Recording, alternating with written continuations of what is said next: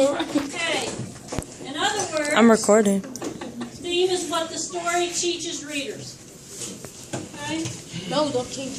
If we were talking about night, what do you think the overall theme of night was?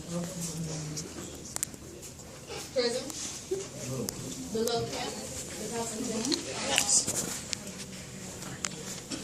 By what? What did he not do? I swear, Miss Todd still ain't put them. Did he give up? By not giving up. So Ellie Weasel's story was about not giving up. He lost faith. He had issues with faith, but he still survived because he truly never gave Stop up. talking. Okay? Everybody got their notes filled in? No. I lost it.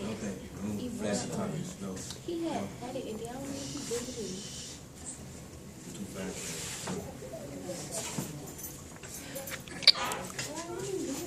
Ready?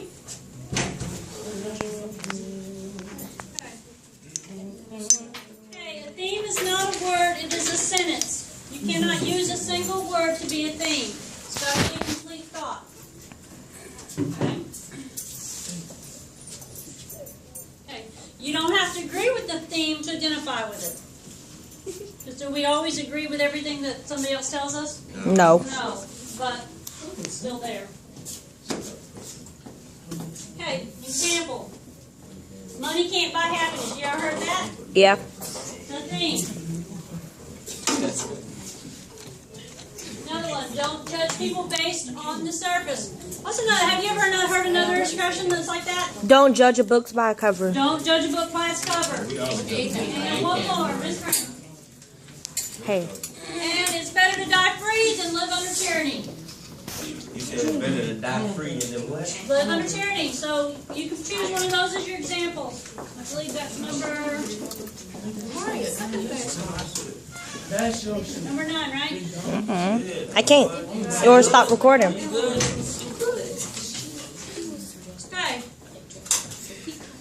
Miss Grant. Okay. Oh.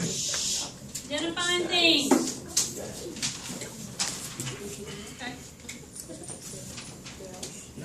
Okay, themes are not explicit. Clearly said. What was that you said, Caitlin? What did we have to do to find a theme? Infer. We have to infer. We have to make inferences. Okay? Next. Themes are implied.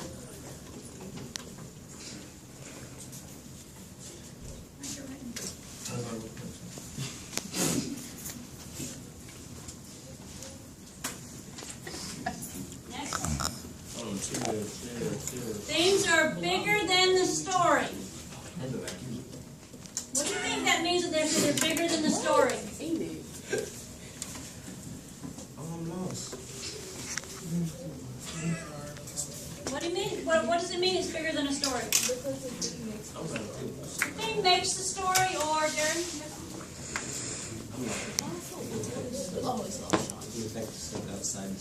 You can affect stuff outside the story.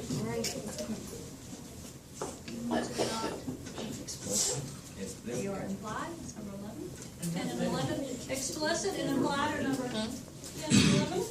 Okay, next. Okay, small world of the story. Next. Goes into, next. Big world of the theme applies to the real world. For example, does the theme not giving up, never give up, does that only apply to Ellie Weasel's story at night? No, it's not. It can apply to just about any situation, right? So that's what it means. It's bigger than the story.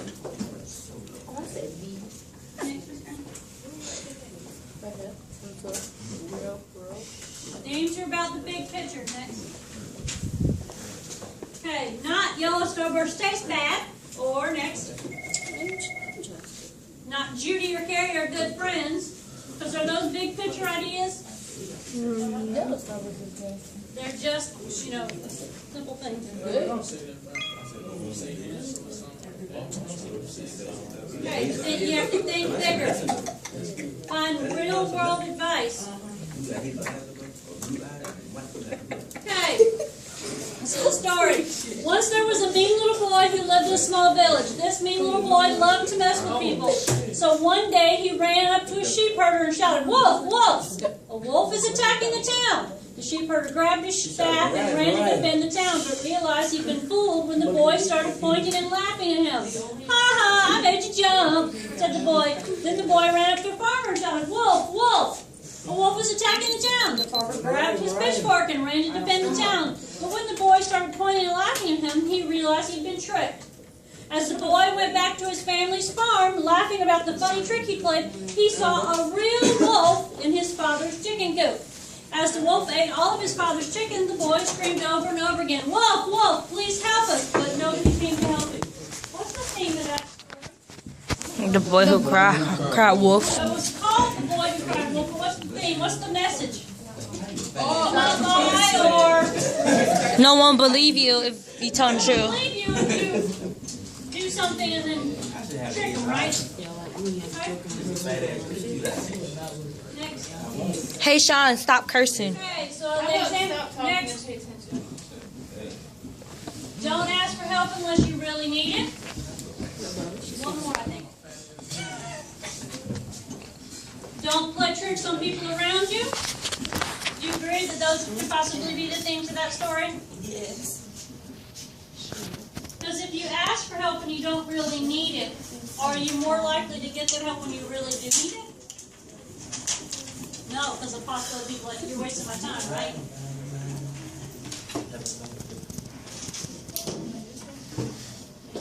Okay, so next we're going to go and everybody finish with the themes in the church. 12 and 13. Number 15. Let's 13. Y'all were talking. I'm not listening. We just talked about that. There's the theme right there for number 14.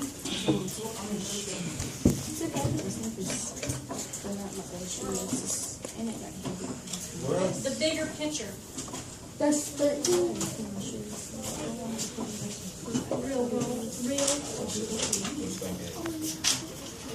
So bigger picture is. Okay, so we're ready to go on to symbolism in writing. We gotta be number 14. Number 14 is right up on the screen. Either one of those. You got. Or someone has said don't lie. Don't lie. Lie, right?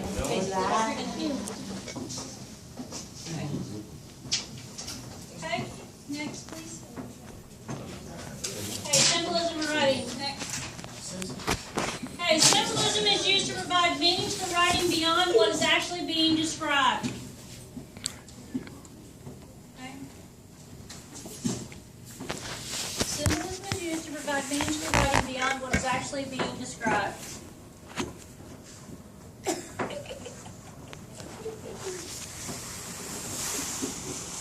For example,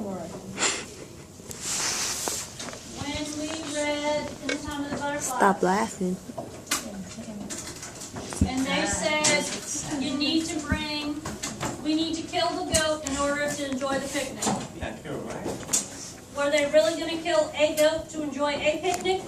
No. It was code, but it was Can you hush, Sean? Next. I said nothing about you, go. Okay, No, come plot here. and action Catch on a one one. level in the story, and symbolism is another. Okay.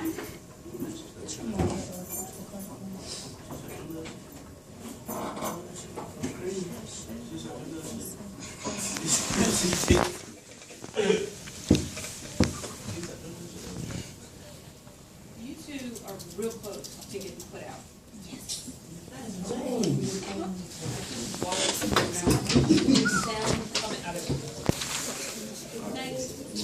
Okay, so an example.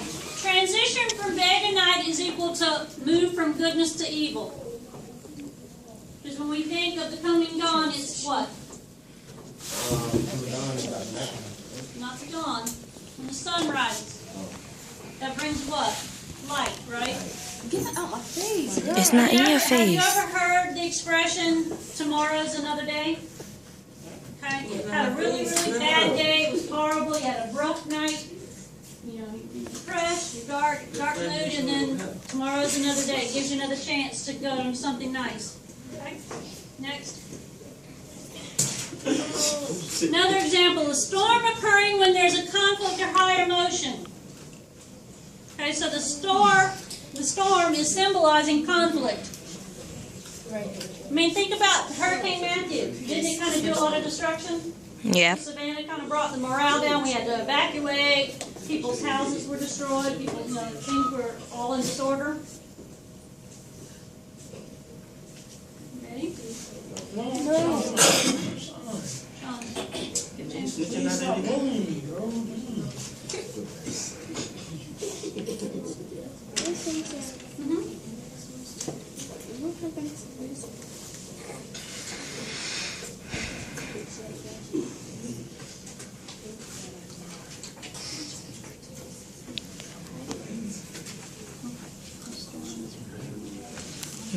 That's y'all bought that upon yourself. Sean probably getting in much trouble. Next. Next. Examples from literature. Lord of the Flies. Next. Let me see. I Hey, need a Ralph drink with his really. conch shell represents order and democracy, while Jack represents savagery and anarchy. Have y'all ever read The Lord of the Flies?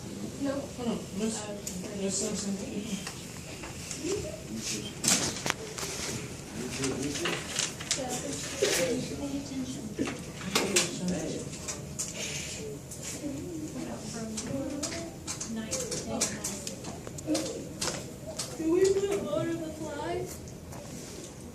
No, it's already there for me. You good? Yeah, it's already there. You put 28 is order, 29 is democracy.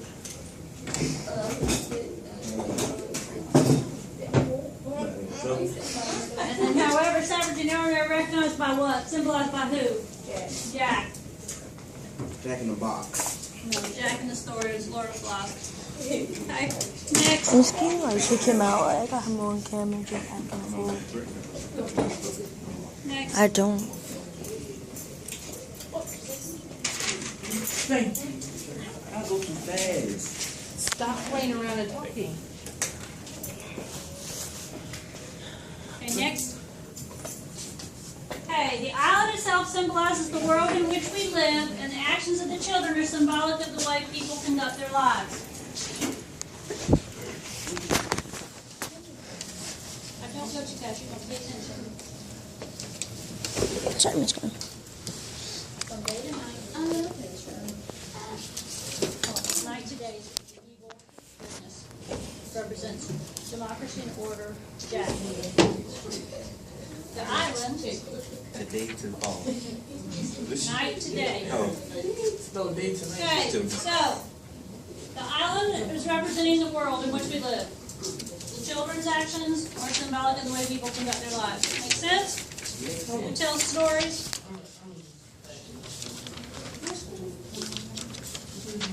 Next. God bless you. And next. This one's for you, Graham. Harry Potter, next. Good feasting is containing a lot of symbols, although there are many interpretations as there are creatures with books. Next. One clear symbol that's commonly used is the use of the snake to represent, what does the snake represent in Harry Potter? That evil dude. I forgot the name. Only nerds know that. Don't need to do, what's the first word you said? Only nerds know that. No, Sean. Tread lightly. Yes, really. What did you say? What kind of dude? Damn, I'm looking at Evil. Harry Potter. Okay? Okay? Hey, You agree? Sean, Does the snake represent represents evil in the Bible too. What? Yes, the Garden of Eden. Okay, next. So, example. You're going to We Hicks. said that the snake represents evil. And next. It is no coincidence that the symbol of Slytherin house is the serpent. Why? Who went through Slytherin? There's no witch or wizard that ever went bad that didn't go come out of No, Slytherin. Who's that Lord? What's his Can you name? explain that more? Anybody who Voldemort. comes out of that Slytherin house Voldemort usually went turns through into a bad Slytherin guy. house. Baltimore. All two Next. more. Voldemort. What is he saying? Lord Voldemort. Okay, literal versus figurative. What does something, when I say when it's a literal meaning, what does that mean?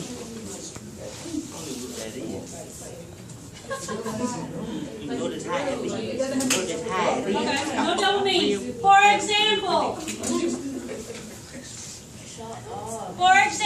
if I say You've been cursing the whole time. Bad mood.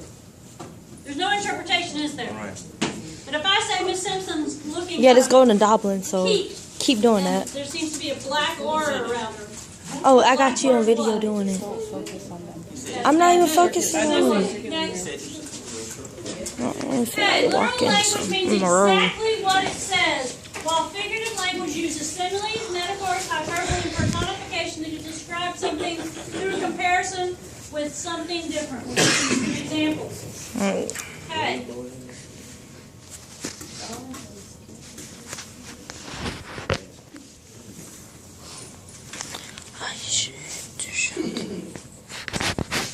Literal means exactly. There is no interpretation. There's no need to say. It's just, that's what it is, period. It's no ifs, no buts. Figurative can be a little trickier sometimes. For example, Minerva and the Caged Rabbit. She was like that caged rabbit. That was a little difficult to interpret for some people. Because she felt what? We found out later she felt trapped more so than we had thus far. But referring to the caged rabbit is like, okay, I don't know, the rabbit didn't want to leave, so the rabbit had a good life, right?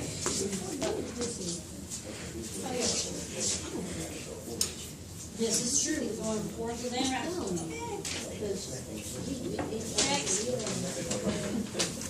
Okay, next.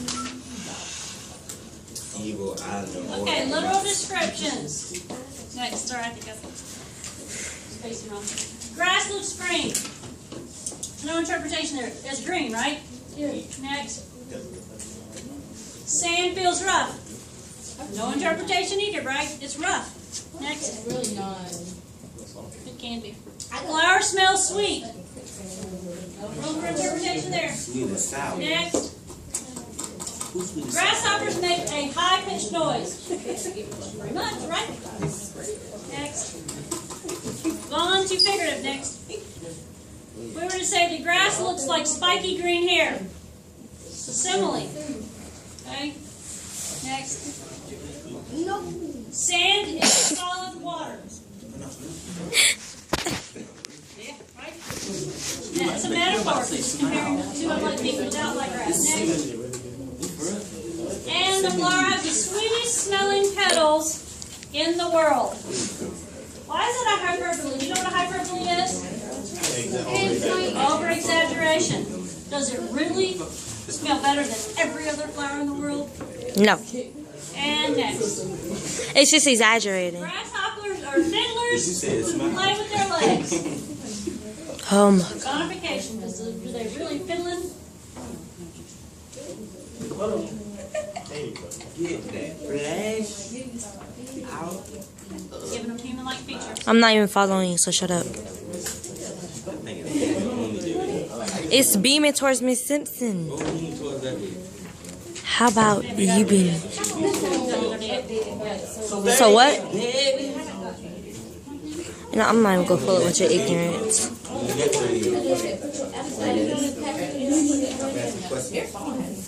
Okay, next. Miss, Okay, what is literal meaning of the figurative expressions? Miss, you almost done? Okay, My figurative, finger may it's have got away raining a couple cats and times. dogs. And then figurative, my best friend passed away recently. What does it mean when we say it's raining cats and dogs? It's raining hell. It's raining really hard. If I say if my best friend passed away recently, what's another expression we say? What did they do? They died. Okay. Next. Next. It's 6 feet. Literal, it's raining very heavily or hard. And next, my friend died recently. Passed away just seems to be its, I won't say gentler, but.